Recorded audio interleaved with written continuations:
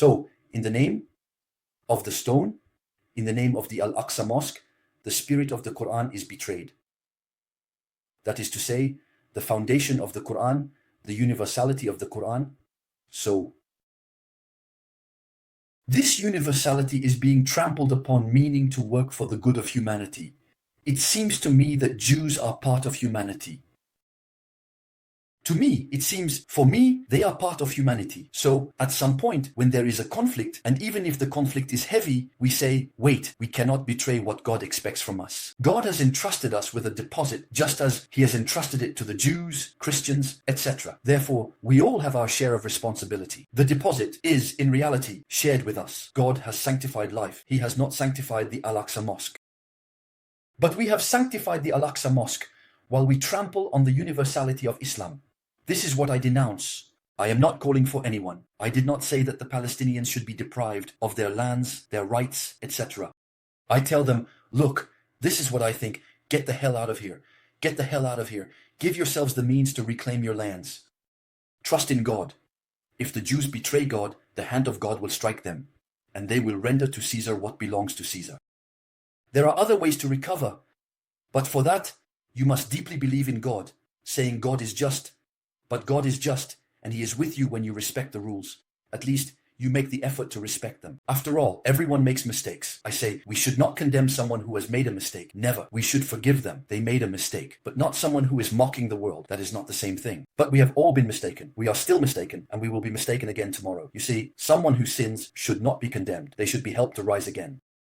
There is no one who pretends, who gives a false image of themselves, who deceives people. So one must believe in God deeply. God is with me. What do I have to fear? God is with me. And to firmly condemn the behavior of certain Palestinians who say that it is not possible, these parents who glorify death, who glorify martyrdom, must be told that this is condemnable. There are laws. Allah has revealed laws. We must respect them. You have become worshippers of stone. There you are, you do not. You do not. You have trampled on the trust that God has entrusted to you, and you no longer believe in Him. God will return your land to you if it is yours. He will give it back to you. He will open a door for you where you least expect it. Look at how God has supported the prophets and the messengers. Just last night when I was reciting the Quran, I thought to myself, Subhanallah al-Radim, God. So I had that in my mind because I have been speaking for nearly an hour and a half. But God at some point reminds us that at a certain moment, His help arrived when the messengers, He speaks of messengers, not prophets. He says when the messengers had lost hope. I said, Subhanallah. He said that. It's incredible. I say, I prefer that the Palestinians leave this land and say I respect the trust that Allah has entrusted to us.